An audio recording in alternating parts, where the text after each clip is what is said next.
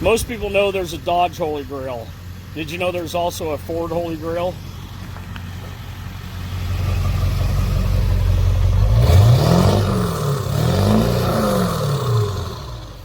This is my wife Sally's late 99 and a half F350 with a 7.3 powerstroke in it.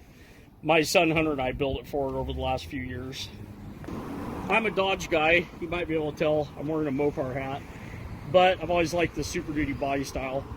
So when I decided she needed a truck, we bought one. It was completely stock when we got it. Didn't have a single modification. Had 235,000 miles on it. It now has over 320. I think the transmission had a stock rebuild right when we got it. I believe that's what he told me when we purchased it. We changed out the grill to a Raptor style grill. We built this bumper. The bumper actually follows the contours of the grill, except for here where the winch is mounted. Obviously that had to be kicked up. We put these octagon shaped lights on because they're mounted at an angle and it isn't as noticeable. I had some rectangular ones on there and you could really tell they were set at an angle. These lights here are like probably close to 35 years old. I had them when I was a kid. I bought a 52 Willys pickup for my grandpa when I was 14. My dad, Nick, and I rebuilt it. He owns H&H Machine here in Sweet Home. We rebuilt it when I was a kid. These were on it. And you could tell because they got a lot of Western Oregon chrome on them. Eastern Oregon doesn't do that. Western Oregon does. Lots of humidity. It's a 16,000 pound in-go winch. I bought that because I believe it was in Four Wheeler magazine. They tested 8,000 or 9,000 pound winches, and it was one of the best winches they had. So my son actually pulled it apart and resealed all the ends because they just have cardboard gaskets on the end and water can get inside. So you can see it's getting Oregon chrome too. Roller fair lead. This is the block heater running through a somewhat weatherproof connector. Keeps the junk out of it. We'll get into this later, but this was mostly my son's idea. We had to put a transmission cooler on it, which I'll tell you about. It's got a front receiver hitch, obviously, so you can back up trailers, or you can hook a trailer to the front, winch a vehicle onto the trailer from the front. And anyway, that's keep believe 1/4 inch flat bar, completely welded in to protect that cooler. Mounted the bumper up as high as we could.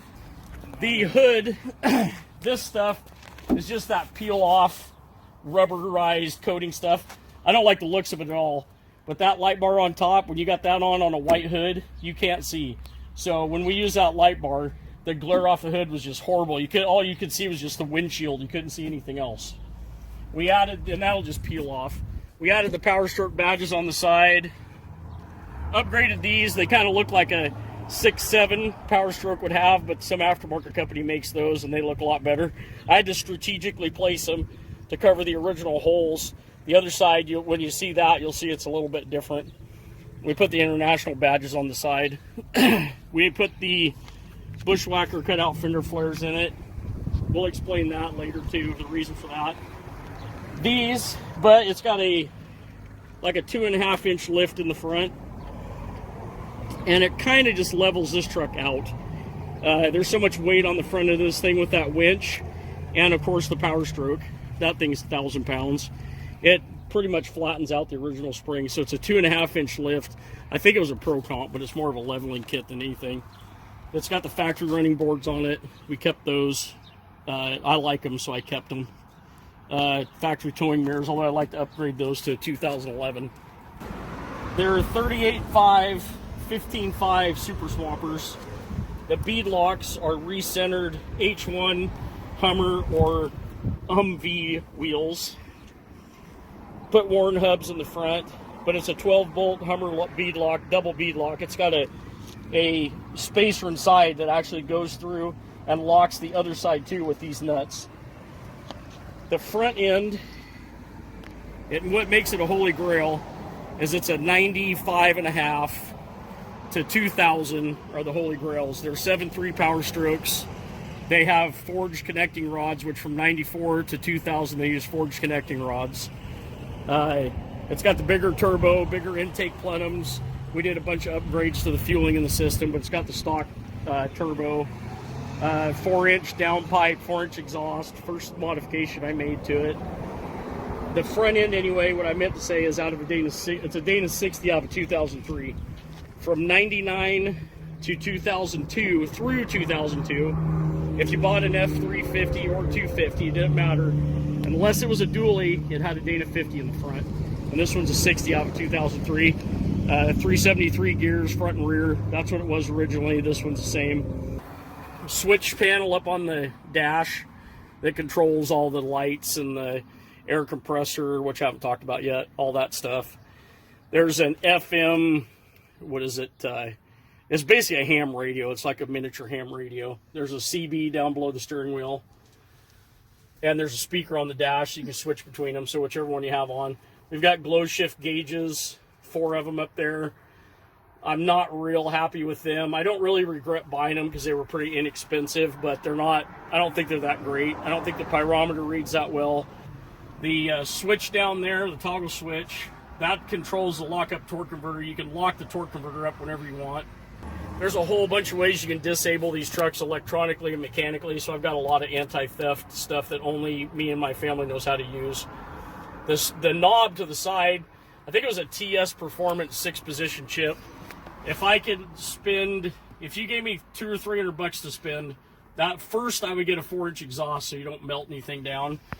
Then I get a pyrometer. Then I get one of those chips. It felt like it doubled the power of this truck. When I set it back to the standard position, it feels like it's just gutless. I cannot believe that we drove around for years in the stock position and didn't even notice how gutless it was until we had the extra power. That pretty much covers the interior. There's an air compressor. What is it, Hunter? What brand? Viair air compressor under there. I made a shield around it, mounted it to the frame. Anyway, the airbag's there. They're plumbed into the bumper, which is an air tank. There's a filler right there, and that's also the out too. So if you want to fill it with shop air and not run that little 12-volt air compressor, he's bringing an adapter. You can put it right in there. But this rear bumper is 3/8 thick, square, well, rectangular tubing.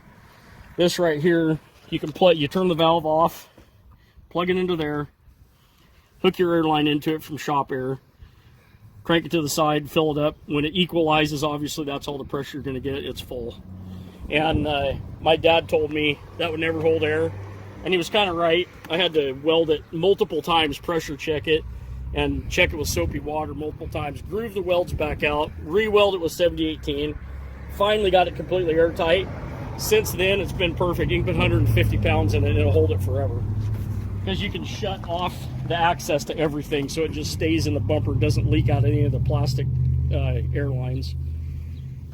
These are 47,000 pound D-rings. They're welded multiple times with 7018 to the bumper. Then there's a piece of 3/8 flat bar that's twisted inside there, and it's welded behind here and to the other side of that square tubing. And we did that by accessing it through the ends before we put them on, and through here, because we cut this piece out, flipped it around, welded it all up, put 3/8 in here just so it'd all be consistent, welded that all up. Of course, did all that before. These end caps are 3/8 also. They're also camper tie downs, because we have a 11.5 foot camper that we put on it occasionally. That ties the hitch into the bumper. There's a piece of 3/8 angle iron here screwed to the original hitch, so the hitch and the bumper are tied in. This is a bolt, which I haven't used in forever, so it's rusted up. That will actually let you take the slop out of any hitch. You can run that up. There's a nut on the bottom. You can run that up and take all the slop out of the hitch. I've had to put an alternator in it. As you can tell, it's not clean. There's this funnel, 2 funnels over there in case it ever does puke its transmission fluid out. I got 2 gallons or 3 gallons in the back to fix it. But with those 2 coolers, it's been fine.